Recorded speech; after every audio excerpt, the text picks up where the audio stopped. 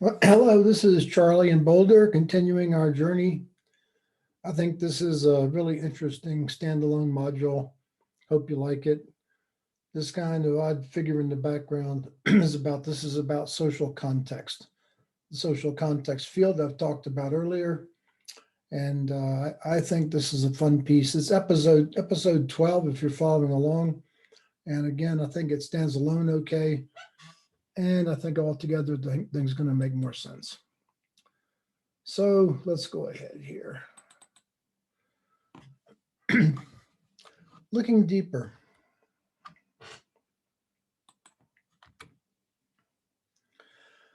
I want to take you back to this statement of Diane Vaughan. It's one of the most powerful sentences I've ever seen.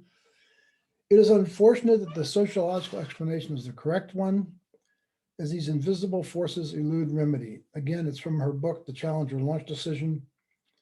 I've noticed the word unacknowledged because we have acknowledged them now, but they remain invisible. Who can we engage to measure and manage invisible forces? Who would be good at this? Physicists, that's what we do, and that's what I am, fortunately. Let me try to scoop this around a little bit. We are invisible force field experts. You may be aware Mother Nature has exactly four fields. The gravity field, which you're all familiar with, electromagnetism, which you think of in terms of magnets and the like, and electricity. However, it's the same force that gives solidness to everything around us, this desk, our bodies.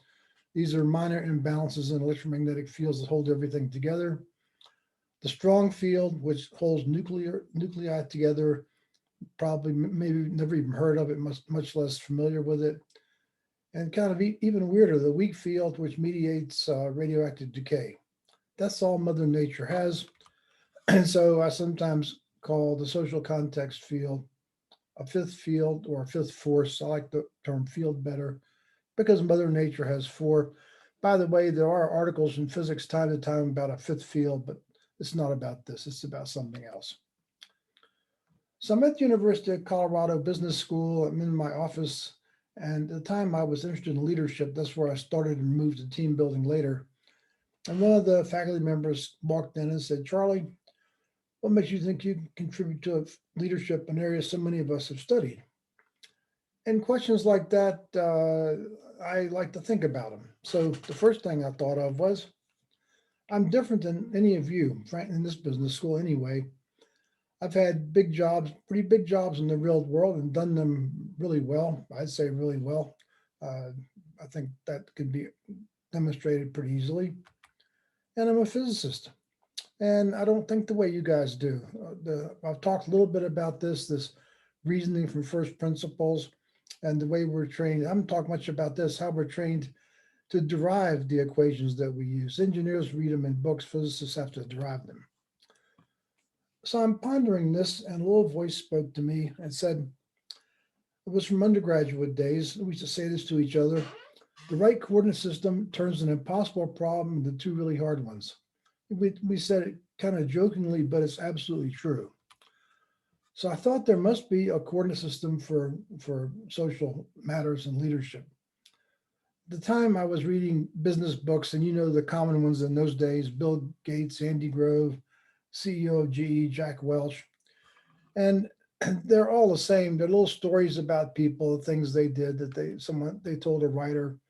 Then someplace in there, there's a list of the in things you're supposed to do. The 3, 4, 5, 6, or in case of Cubby's books, the 7 things. So I had the summer pretty much off. I wasn't teaching, and I had lots of time to think. So I took the things that they recommended to do, and I put them on flip charts, and I hung them around the wall of my office at the university. And at the time, I was laboring under two misconceptions. One is that business books matter. They don't. They're entertaining, but they don't create behavioral change. And secondly, that there was some universal knowledge within them, because that's how physics is. So there's lots of coordinate systems. This happens to be a cylindrical coordinate system, lots of things. I began to try and organize these with coordinate systems to see if I could find some pattern. You know, physicists hate lists. We like logic, we like equations, we like coordinate systems, we like structure and relationships. So I failed completely. The day that I decided to quit because it was hopeless, I picked up the local newspaper and there was a Dilbert cartoon. And the cartoon said every consultant makes his living with a 2x2 matrix. And I thought, that's interesting. I made the problem too hard. It's a Cartesian system. That's a term we use from the French mathematician René Descartes, an XY system more commonly thought of. And which one? It happened at the time I was reading Jung's work on psychological types. And he said something in the German version translated into English, said something really got my attention. He said, we build our personalities on two innate processes, information and deciding. I love this. Physicists love simple. Albert Einstein even said everything should be made as simple as possible, but not more so. Then I knew that I could now put this on a two-dimensional coordinate system with two axes, and I knew what the labels were. I knew there's basically two types of information. Intuition, which is kind of, I think, best described as an unconscious integration of past experience, and senses, your smell, touch, see, hear, etc. And I knew we decided two ways. We decided with emotions, we decided with logic. So I started to use this like an equation and put this on stuff. And I began with Jung's work with psychological types. And what Jung said was that if you prefer intuitive information and emotional deciding, your personality mostly enjoys caring for others. It's hard for me to give simple characterizations of these things, but I think what you enjoy helps a lot. And these personalities are naturally empathetic, they're appreciative, and because they appreciate people and they're empathetic, they cultivate people, helps them grow. So I colored this green and called it cultivating. If you're in this place of emotional deciding and counting on reality, sensed information, oh, this is about relationship. And people who live here naturally enjoy relating with others. The common aspect of these people is they're universally likable. They like to collaborate. I knew the most important relational need was including, so I named this including. And the color might seem odd. I had better uses for the other primary colors. And you might think away a yellow flower attracts a bee. This place of intuitive information and logical deciding, oh, that's what I live. It's all about ideas. I love ideas. I love thinking. That's probably one of my clearest characteristics. I like to think about things. And we're naturally conceptual, live in the future. It's hard for us to be grounded in the present. And I called it blue for blue sky thinking. This very, very grounded place of logical deciding and sensed information. Oh, this is about organization, process, systematic. I named it directing. I named it directing because I thought it's a better word than managing. Managing is a little more complex in what it connotes. And you can remember this by thinking the mnemonic might be thinking about how our orange sun organizes our solar system. So I've said before, I did a lot of work in China. A couple of years ago, I was doing a workshop in Shanghai, and I came in the next morning, and my translator said, well, I back up. I had told them at this point in the presentation that I understood the power of red, and my wife did too, and that for every workshop in China and in any place else, I always had red underpants. So get the story straight. I told him this when I was briefing this slide. Next day, we come in, and my translator said, they want to see your red underpants. Well, I'm a little bit apprehensive, but I like to please the audience, and it seemed harmless enough, but I forgot one important thing. I forgot that in China, everybody in that room has a cell phone. So, and it was 250 people in that workshop. So there were 250 video cameras, but having forgotten that, I got up and turned to my side to the audience and pulled up my shirt and lowered my pants and showed my red underpants. Well, the upshot of this is that in China, the very, very popular social media is called WeChat. Everybody uses it constantly. So before nightfall, I was on WeChat with my red underpants. So in China, they're not going to know me as the person who fixed Hubble or some of the other important things I've done, but rather the crazy foreigner that wears red underwear. But that's okay. I'm sure most of you are familiar with this American psychologist, Abraham Maslow. he's he's he's best known for his needs hierarchy, I think. And I like to show you we always have the most advanced information. So here's the current needs hierarchy. And of course, this is intended to be a little tongue in cheek, but in fact, we were in a situation in a flood some years ago. And to be honest with you, the thing we missed most was Wi-Fi.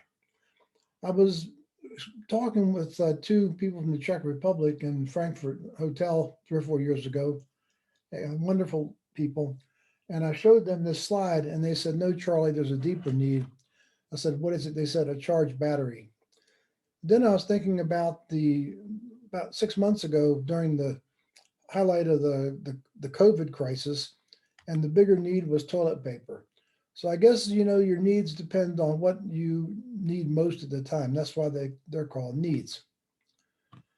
So the most basic needs, according to Maslow, and I think this is exactly right, are physiological. And there's what's called the rule of threes. We need air on a scale of 3 minutes. If you can't breathe, you're not going to think about doing your job. Water and sleep just may surprise you on a scale of 3 days, about the same. And food, you can go about 3 weeks. In my case, maybe a little longer. I actually did a vision quest some years ago, an intentional fast in the mountains with nothing but a tarp for 5 days and nothing but water. And it was interesting that after the first 2 days, you stop feeling hungry. Your body starts to consume itself, and people that go on fasts go for typically maybe even 3 or 4 weeks without any long-term, I think, health problems. Then comes another emotional need, the need to feel safe, the need to feel trustworthy. I counted up recently that I'd had 16 jobs as my professional life, only applied for 2 of them. The other 14, someone came to me to do them. Why? Because they felt safe with me. And I've been teaching for many years a sequence that's very potent to make a 4D request. And I was very pleased to see this aligns really beautifully with the needs hierarchy. The first thing you do is you express appreciation, and we'll talk more about how this works later. Then you include meeting these two very, very deep needs. Then this is very powerful too. I'll talk much more about this. Address unfortunate realities with a mindset of 100% commitment. And then finally, to take action, to be response able. And I'll explain all this again in more detail. So very frequently, especially in China, a lot of entrepreneurs in China these days, the highest calling is to be an entrepreneur. And lots of people with these small companies are in my workshops. And the most typical thing they would ask me is, Charlie, how do I motivate people? I say, you meet these needs. That's how you do it.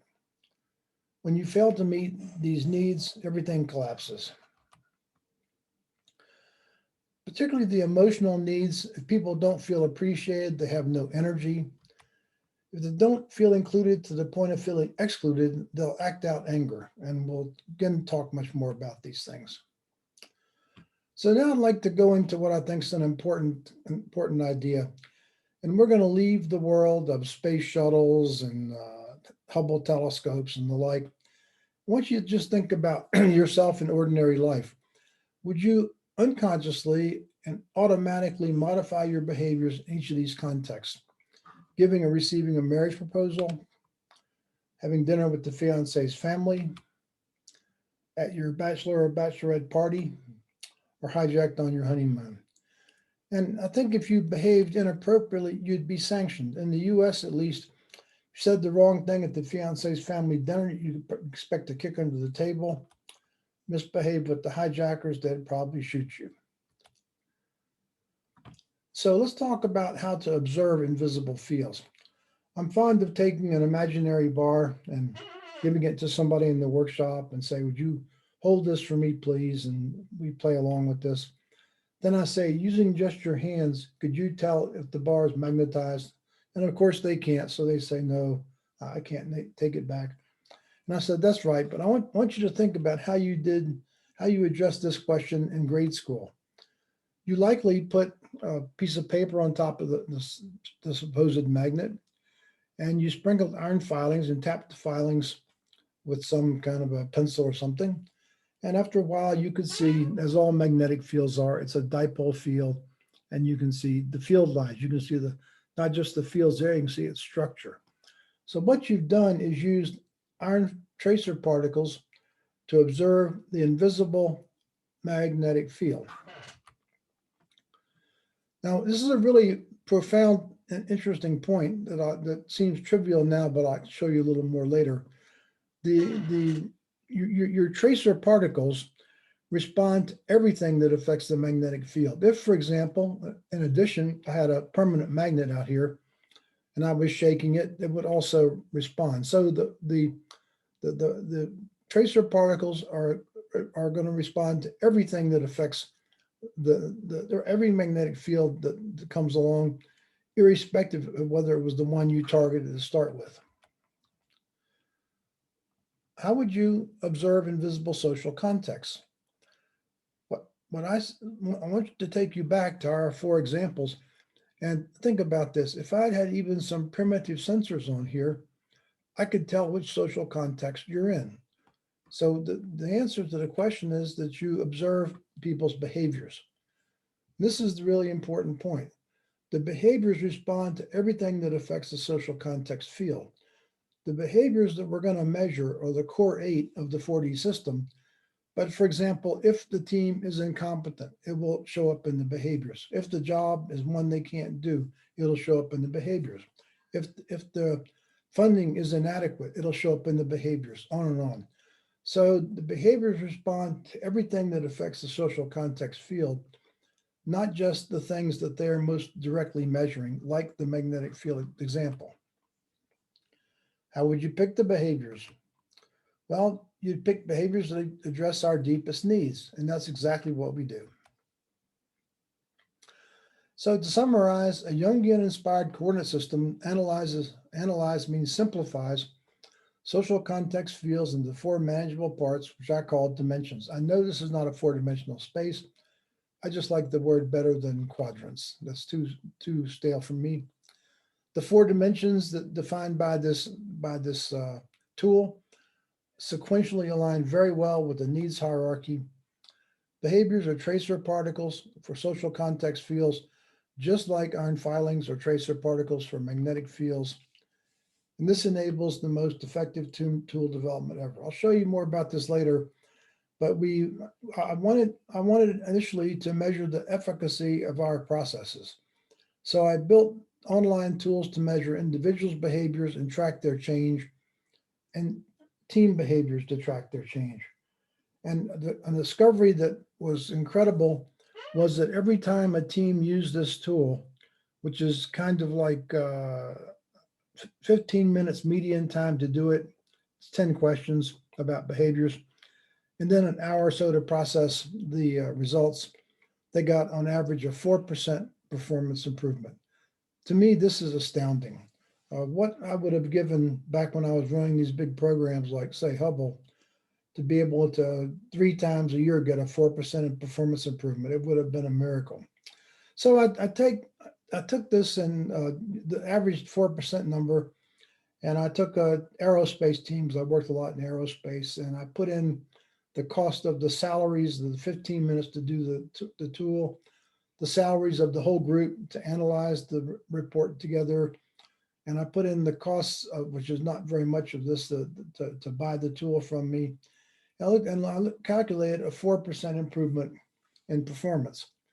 That came up with an ROI of 4,000% per year. Now, you could argue, I think wouldn't be hard to persuade me that the number is less than 4%, that maybe it's 2%. And I can show you over and over with every single example on this page, and these are all reuse of this tool, that it increased every time. The individual data are similar, but not quite as clear because we're not averaging over so many people. So we had an ROI from this of 4,000% per year. For this, the International Coach Federation awarded my company their most prestigious award, the Prism Award. And it's a very unusual thing for a company as small as mine. Usually, I think that year they may have awarded 2, and the other one was to Hewlett Packard. So this is the leagues we're playing in. Card check, thumbs up if we're in Zoom. So I'll go a little longer. I introduced the idea of the context shifting worksheet. I'm not sure how I first got onto this. I think it's because when I worked as a consultant, my clients were really smart people, these aerospace companies, and they would pose problems. Well, the first thing is they wouldn't call me with a problem unless it was really hard to solve, because if they could solve it themselves, they would say paying me, because I'm working by the hour for them. So I was thinking about Einstein's expression, you cannot solve a problem with the level of thinking that created it. So it seemed to me you cannot solve a problem in the context that created it. So I made this worksheet, and it basically flows along with the workshop. We first define a situation, something that's bothering the people, the problem expression, if you will. I like to then look at the outcomes we want. And this is something people frequently underestimate. And then we work with mindset shifts.